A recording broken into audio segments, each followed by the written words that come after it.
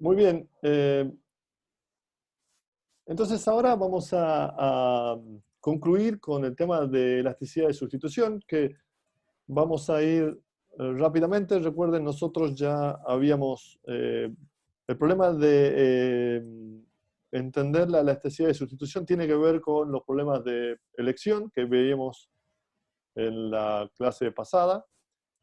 Hemos visto que los problemas de elección en economía, la economía es una ciencia que estudia los problemas, la elección de las personas en contextos económicos. Y entonces veíamos todos estos temas. Las diapositivas ya están subidas en la plataforma, ustedes los pueden ver.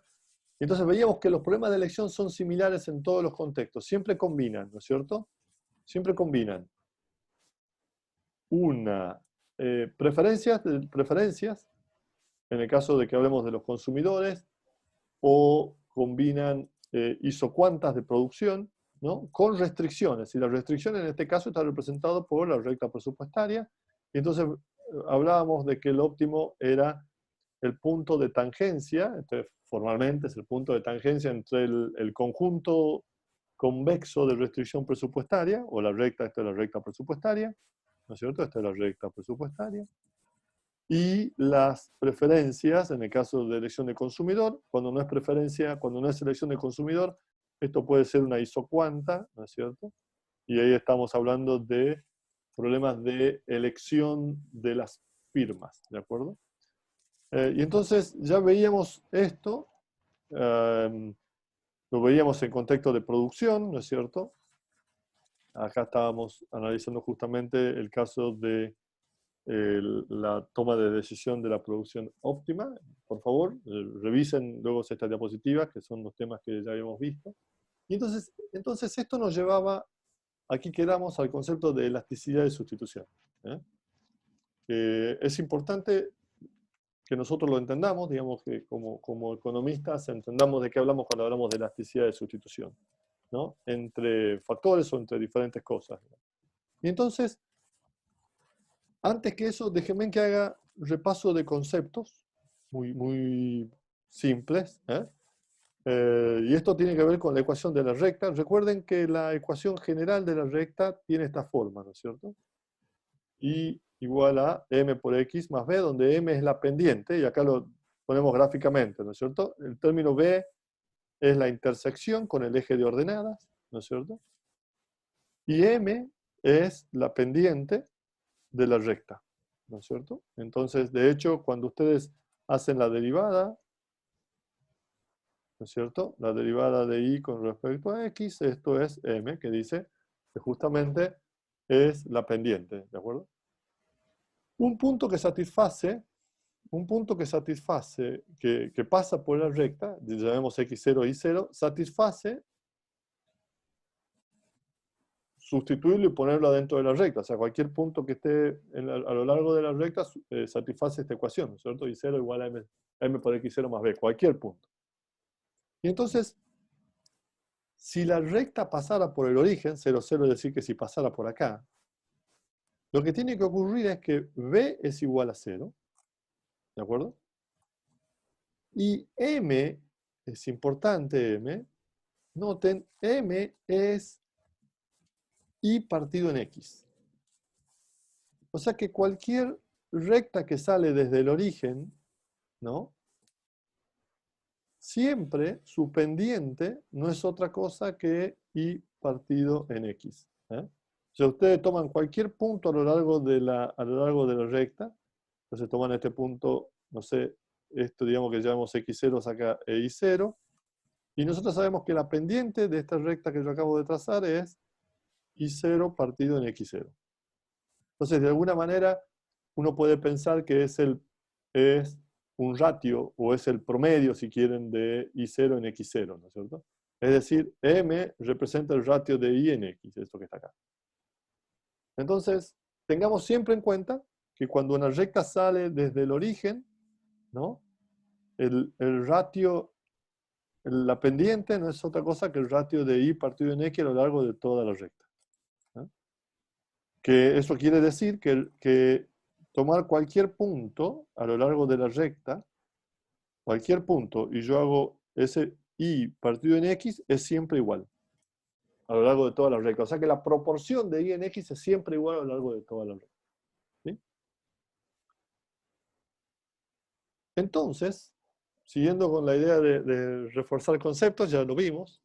Recuerden que un agente económico que se comporta en forma racional y elige en forma óptima, que está en el punto A, ¿no? Donde esta curva es una, vamos a decir que es una isocuanta, es decir, que a lo largo de toda esta curva se produce siempre la misma cantidad, es decir, diferentes factores en K y en I, en capital y trabajo, que me producen la misma cantidad, ¿no? Y la recta, esta recta es una recta de isocosto, es decir, que a lo largo de toda la recta esta nos cuesta lo mismo producir, el costo se mantiene constante a lo largo de toda la recta. Entonces el punto donde se produce una cierta cantidad, digamos, acá la llamemos I sub 1, al mínimo costo es el punto A. Y en el punto A nosotros sabemos que se da que el ratio entre el producto marginal de capital y el producto marginal de trabajo es igual al ratio de precios, ¿no? El precio del servicios de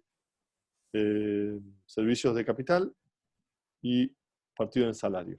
Recuerden que el producto marginal de trabajo no es otra cosa que F de K, el producto marginal de trabajo no es otra cosa que F de L, ¿no es cierto? Entonces, puesto gráficamente esta condición de óptimo, eh, menos, acá está, ¿no es cierto? Menos F de K partido en F de L, ¿no es cierto? No es otra cosa que la pendiente, no es otra cosa que la pendiente de la recta tangente al punto A, ¿no? O, dicho de otra forma, es la pendiente de la recta de isocosto, que recuerden que en el óptimo esto es igual a R, es igual al ratio de precios relativos, ¿ah? Entre los dos bienes. Y por otro lado, la línea, ¿no es cierto? Recién lo veíamos, la recta que parte del origen y toca al punto A, llega hasta el punto A, representa la proporción de trabajo con respecto al capital que se utiliza para producir.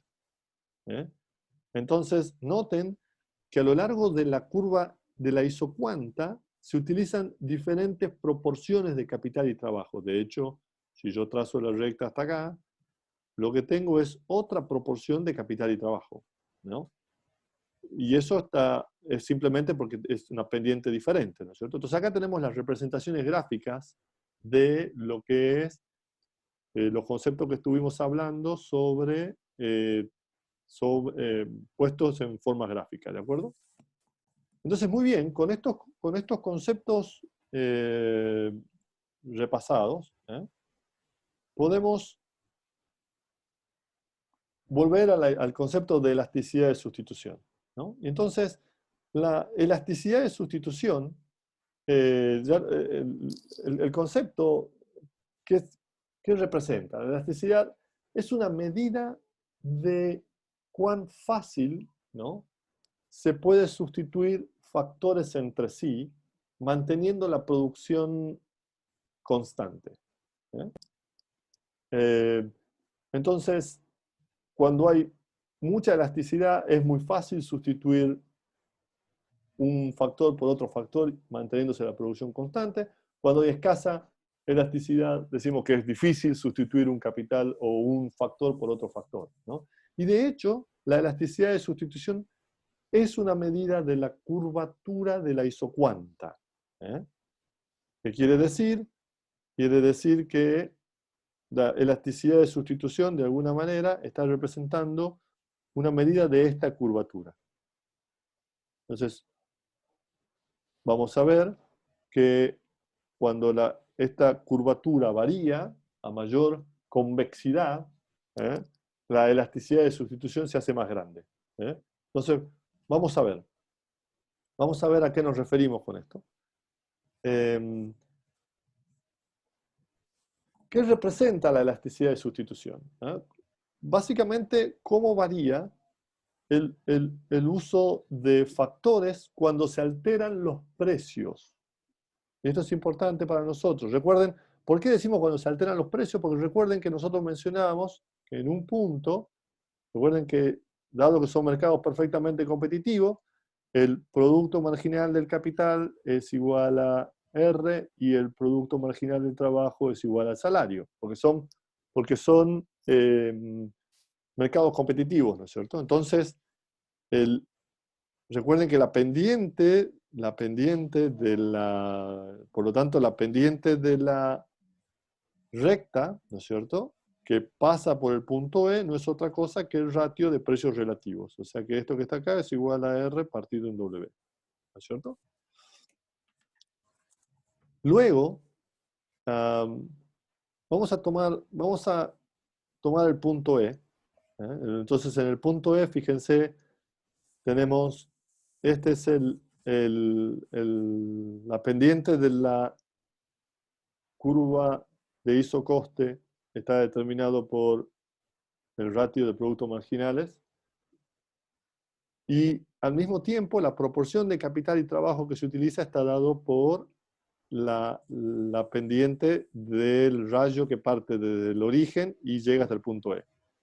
Entonces, ¿qué decimos que es la elasticidad de sustitución? ¿No? Entonces, la elasticidad de sustitución es una medida de cómo cambia la proporción de capital y trabajo, ¿no? Es decir, en este caso, pasar de esta recta, de esta recta a esta recta, y eso le llamamos delta R, cuando cambia delta M. Entonces, cuando esto se mueve para acá, ¿cómo cambia delta R? Entonces, formalmente, decimos que la elasticidad de sustitución no es otra cosa que el cociente entre el cambio en las proporciones dividido el cambio en los precios relativos. ¿No es cierto?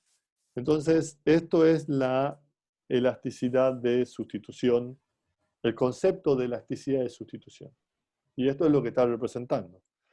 Entonces, piensen ustedes qué ocurre cuando la curva de la isocuanta, ¿no es cierto?, donde se produce la misma cantidad, la isocuanta, se hace más convexa. Entonces piensen, ¿qué pasaría si esta curva fuera más así, ¿no es cierto? Piensen en, eso querría decir que una recta, vamos a pasar a la diapositiva siguiente para comprender mejor esto, ¿no?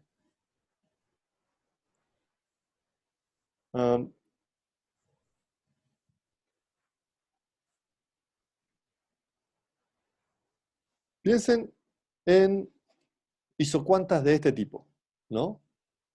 Entonces, estas son isocuantas en las cuales la función de producción es lineal, ¿sí? Es como esta que está acá, es una función de producción lineal. Entonces, la isocuanta tiene esta forma, y eso qué quiere decir que son sustitutos casi perfectos, los K y L son sustitutos casi perfectos. Entonces yo puedo sustituir perfectamente capital por trabajo y mantener el mismo nivel de producción. Pero piensen en este caso, lo que ocurre con, ¿recuerdan? Delta M. En el punto E,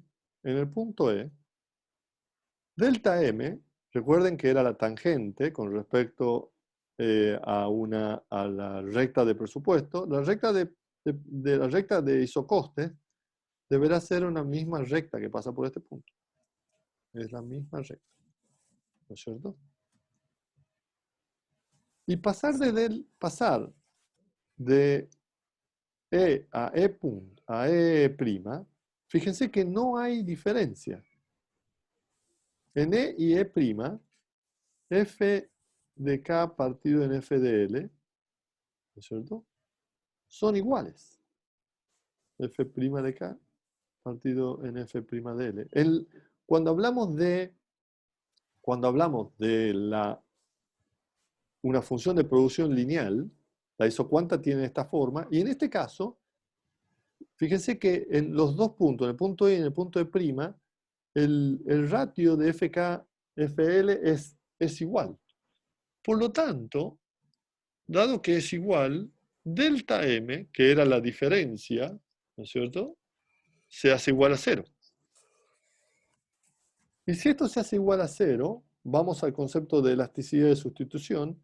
Eso quiere decir que acá tenemos 0 partido en delta R, que sería lo que captura la diferencia, ¿no es cierto?, en el cambio del ratio. Por lo tanto, acá que decimos que la elasticidad se hace infinita. Y es por eso que decimos que cuando tenemos función de producción lineal, donde la sustitución es perfecta, la elasticidad de sustitución es infinita, ¿no? Entonces, esto es un resultado. Y el otro extremo es el caso de cuando, veamos, pensemos en esta situación, digamos que tenemos un punto aquí, ¿no es cierto? Y acá piensen la recta, para elegir este punto, es muy extraño elegir ese punto porque nosotros tendríamos una recta de presupuesto que debería pasar así, lo cual no tiene mucho sentido. Entonces, ese punto no tiene mucho sentido porque si no serían... ¿Por qué ese punto no tiene sentido? Déjenme que refuerce la idea. Porque la recta de presupuesto, la recta de isocoste debería pasar por acá. Pero la recta de isocoste que pasa por ahí daría como óptimo también este punto, este punto, este punto, este punto. O sea, todos los puntos serían óptimos. Por lo tanto, no tiene mucho sentido. Por lo tanto, la recta de isocoste es una que pasa por acá. Y entonces, ese es el óptimo, ¿no es cierto? La elección óptima, fíjense, a pesar de que yo cambie la recta de presupuesto, o sea, cambian los precios relativos, pero sigue siendo siempre ese punto el óptimo, ¿no? Entonces, noten que el rayo que va acá, que dice la proporción de L en capital, para dos rectas de presupuesto diferentes va a ser la misma. ¿Eso qué quiere decir? Que delta R va a ser 0 para este caso, para el caso de función de producción, que se conoce como la función de producción de Leontief, que tienen estas curvas de isocuanta. Fíjense que la variación en la proporción en el óptimo es siempre 0. Y partido en cualquier valor, es cierto que delta M acá puede ser mayor que 0 o menor que 0, porque siempre hay una variación al pasar de esta pendiente a esta pendiente, pero en definitiva lo que siempre vamos a obtener es que la elasticidad de sustitución es 0.